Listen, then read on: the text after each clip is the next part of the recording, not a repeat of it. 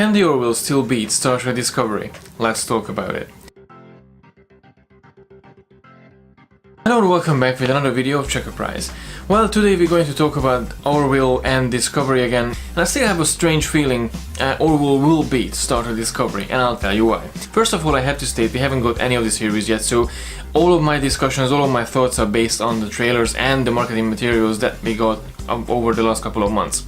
So the Orville. The Orville is the Seth MacFarlane series that set place in the 25th century, and according to Seth MacFarlane it has to be fun, dramatic and aspirational as well at the same time. And watching the trailers, and especially the recent 360 inside look trailer, so it really feels like a comedy and a science fiction show combined together in a futuristic show. It's just still, I'm so hyped about the Orville. I was watching the trailer every time and I'm getting smiles, I'm getting so happy feelings about the Orville, and I really hope it's gonna last at least a couple of seasons and we will get something really good out of this series. Seth MacFarlane said this is basically his childhood dream. Obviously he grew up watching Star Trek and he made multiple references through his work, like in Family Guy and even in American Dad.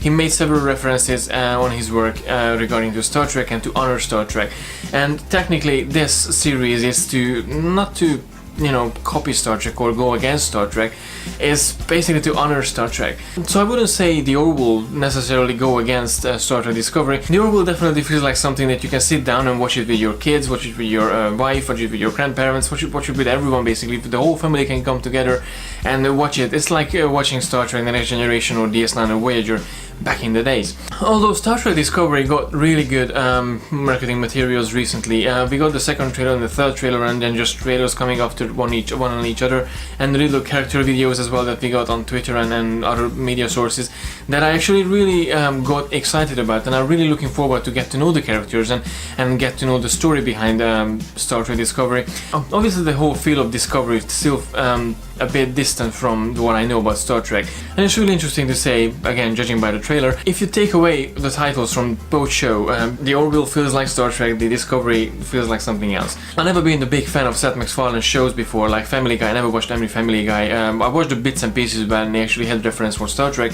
I was watching an interview with him that he had with MTV, and he actually said his dream to coming to Hollywood to actually make this show, this is his dream project. And talking about the captain itself, Ed Mercer, the character who he will play, Ed Mercer had a dream to become a captain of a planetary vessel, an exploratory vessel, and basically that resembles his idea, his dream about this show. I have a feeling Seth MacFarlane basically will play himself as Ed Mercer as a captain of the Orville.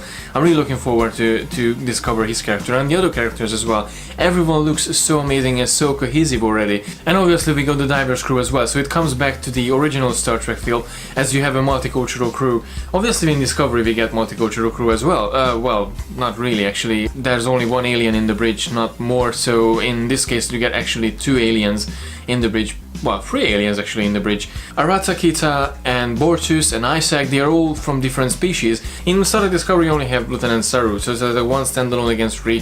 So it's already more reason to watch the Orville to find out more about those races than you just find out about one race. Again, the aesthetics of the show, the Orville bridge and the Orville set feels staggering. It feels really as a Star Trek show.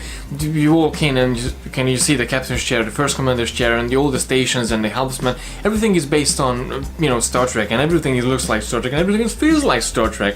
So the whole atmosphere of the show feels more like Star Trek, and it's brilliant actually to think about, because the more I think about Star Trek Discovery, just huge sets, dark sets, and it doesn't feel like anything from TNG or even Enterprise. Enterprise was a bit darker in tone in terms of the bridge, not like the original series, but the old colorful buttons and everything. And in TNG you had this sort of warm, luxurious feel towards the show and towards the ship, and even Voyager was a bit it was a bit grey in one point, but the colorful panels and everything, it really gave a really a familiar feel of the show. But Discovery is just too dark, and dark blues, and so it's like it still doesn't feel like something that's coming from Star Trek. Although the Orville feels like more a mashup between the Galaxy class starship bridge and something from the Protector from Galaxy Quest. The most important thing is that Seth MacFarlane said actually in the show, it has to be fun, dramatic and aspirational. And watching the trailers and watching the little insider clips from the show, it feels like it's gonna be fun, dramatic and aspirational. I'm pretty sure as he made a big and honorable homage for Star Trek, I'm sure we're gonna get something really special with the Orville. And a couple of weeks ago I had a feeling, and I started to think about, am I betraying Star Trek because I like Orville more than the Star Trek Discovery that will just come out in the 24th of September? Why am I feeling more positive about the Orville than Star Trek Discovery? I still have this feeling Orville will succeed Star Trek Discovery because it talks to us that we'll have a lighter side and we have a darker side and we'll have an aspirational side.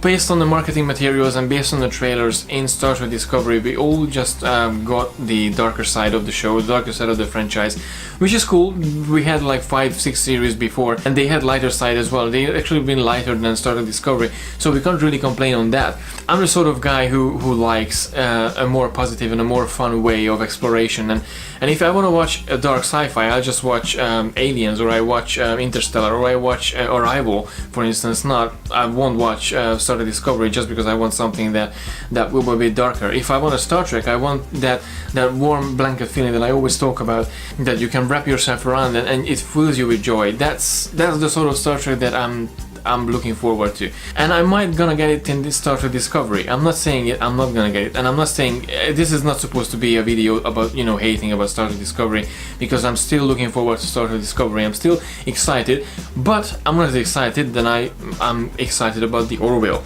So the final question is, will the Orville still beat Star Trek Discovery? Who cares? Honestly, you can enjoy Star Trek Discovery and you can enjoy Orville both at the same time, and I don't see anything wrong with this. I'm gonna watch Star Trek Discovery, and I'm actually going to review Star Trek Discovery every week.